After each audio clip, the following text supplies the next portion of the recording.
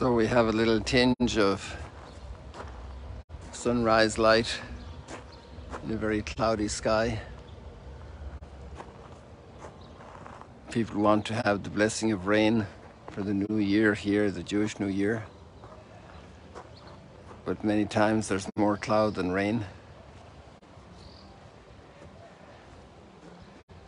And this morning we're traveling all over Galilee with Jesus in the Gospel account.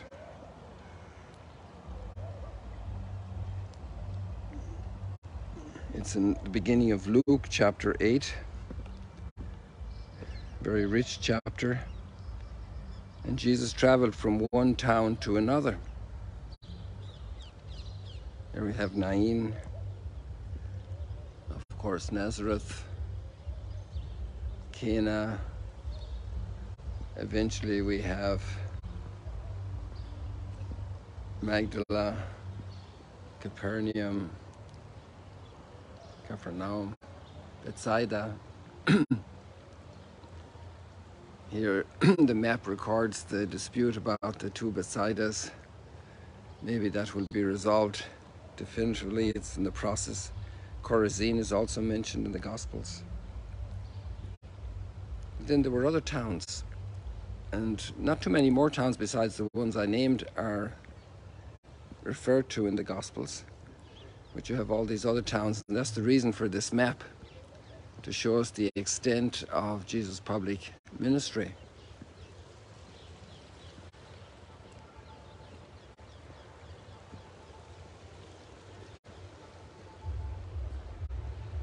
All over Galilee.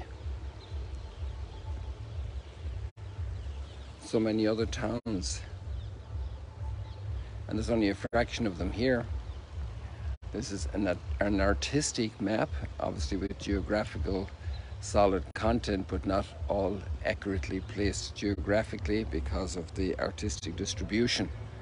Like ancient maps, this is done in the style of the map of Magdala with 1.5 million stones. And there the sun has appeared for us. So the artist is Maria Jesus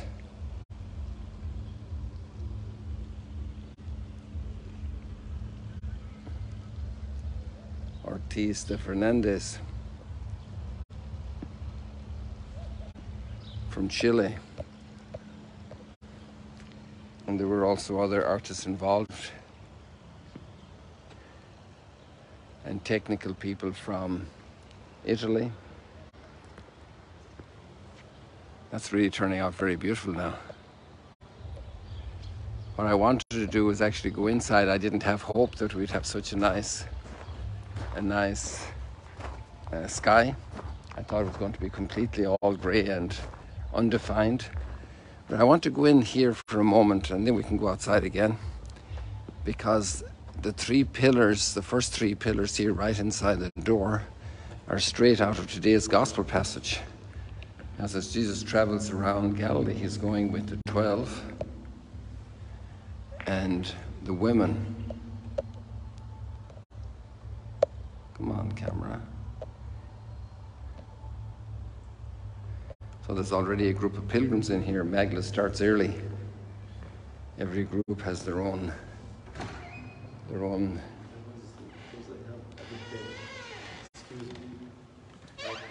I'm doing live stream.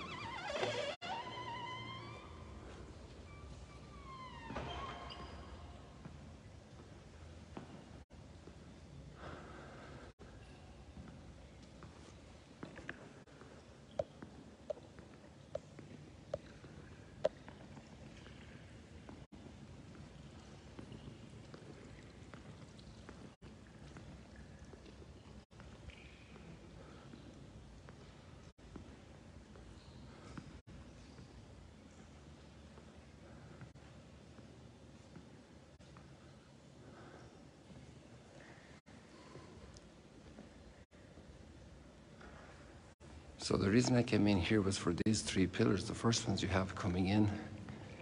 And here we have Mary Magdalene. Let's read the text that we have this morning. Jesus journeyed from one town and village to another, preaching and proclaiming the good news of the kingdom of God. Accompanying him were the 12, but no names are mentioned, just the 12. And the women, Mary Magdalene,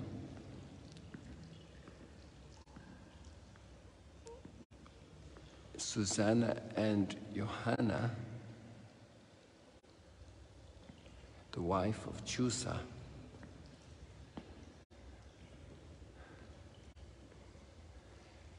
and many others. So these three pillars come straight out of Luke chapter 8. And many others is often referred to as well, so we have another textual reference here. Mark 15. And these three pillars honor the women. And we leave that like that for here, and let's go out and enjoy the view outside.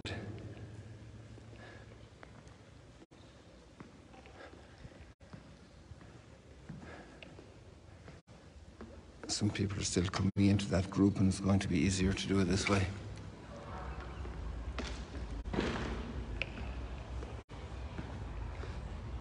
So I often think about these women, you know, and Mary Magdalene, Susanna and Johanna, and many others. And Susanna and Johanna is the wife of Chusa. And Chusa is the head administrator of Herod Antipas. So he's the chief manager of the kingdom. He has the keys of the kingdom, so to say, that biblical image that we see often in the scriptures. So he's in charge of all Herod's kingdom's operations. So what is the implication of that then? Well, it means that he's living in the palace, he's in the center of power, he's making lots of decisions, and his wife is there as well. So that speaks volumes for me about where these women are located in society. And they're hanging together. And now they're hanging together with Jesus, not with Herod's palace. And that's the beginning of a whole revolution that's happening.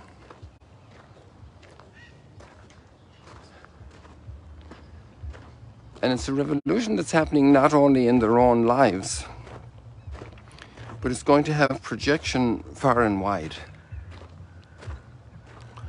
And it's the midst of a very pagan world. Like right there now we have Tiberias. This is the modern Tiberias, of course.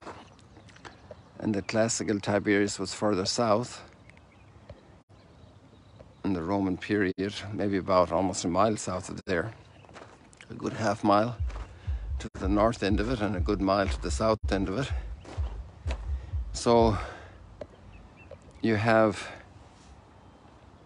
a very Roman pagan society. Obviously people were also doing good for looking out for their family, and they were building roads and everything, but it was a society that didn't have the highest value on the human being. The biggest value was money and power and fame and influence, but not the human person as such. Now that's changing. And if we leap forward to the letter to Timothy, there's a big change now in the tone of the letter. And we also have a very pagan society still, but we have a large Christian community, or a decent-sized Christian community in Ephesus. That's where Timothy is located. Ephesus is a very strong city. And what's interesting is when you read between the lines here, Paul isn't giving instructions for the pagan community. He's giving it for the disciples. And here we have a lot of division inside the community. There are people who have been disagreeing, who have been arguing, who are struggling because they're all coming in with their philosophies and their mentality and their mindset, which is very worldly. And the proclamation of Jesus and the gospel is a very different one. Deny yourself, take up your cross and follow me. There's a kingdom of heaven. This kingdom is not the be-all and end-all of life. And so they're struggling within themselves, and the community is also feeling that struggle. The process of evangelizing society is a process of leaven in the big mass of dough,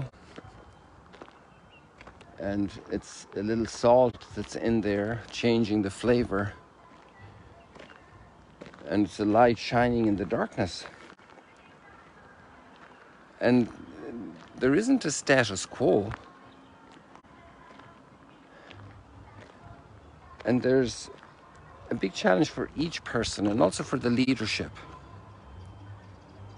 And so encouraging Titus to teach and urge things. And it's very critical language here, if you look at the text, of those who are taking the focus away from the core message of Jesus. Oh, you're back. Wow, it wiped out everybody, and now somebody is back. So I'm not sure if we're going to be able to save this or not. People, I'm not sure if we're going to be able to save the whole thread here, because there was a major interruption, and it's not a Wi-Fi problem because the Wi-Fi was disconnected and didn't reconnect, and that was good. But somehow the audio interrupted, and it told me that. And you're all back, which is amazing. I'm impressed. But I'm not sure what to do right now. I'm not sure if the first part of the live stream will be conserved. It's possible that it's lost, but I'm not sure of that. It might have just started over itself completely from scratch. That I don't know. So I think just do a little summary in case it was all scratched. So we have the starting off of Jesus' ministry here at the Sea of Galilee with these women coming out of high society. The wife of the top administrator of Herod, the Tetrarch Herod Antipas, with his base here in Tiberias, just down the road here. You can see between the trees there in the center of the screen. And then we have a much later stage in the letter to Timothy. And we have a community that's already very established in Ephesus, relatively speaking. It's a still first generation, second generation community. But the battle continues of the message of the gospel transforming hearts in a pagan society. And the battle continues not just from outside against the members, but inside the heart and lives of the members. And each one has to decide and choose. And that's where we were cut off, more or less. And so we find here that Timothy is challenged by Paul to also be a man of God and to not have greed in his heart. And you, men of God, avoid all this. Pursue righteousness, devotion, faith, love, patience, gentleness. So there's a program for all of us. We're living in a world that's not completely influenced by the gospel by any means. There's so many things that are deeply at variance. And we also have struggles within our own heart and mind, our own temptations, our own habits, what has invaded us from the world. And we have to continue that battle to keep going forward. Let's leave it like that for today. We'll see what's going to come out of this video, I'm not sure. God bless you. See you later, alligators. Let's see if the whole video retained or not, but I won't be able to know that for a little while. I want to go to the Instagram now.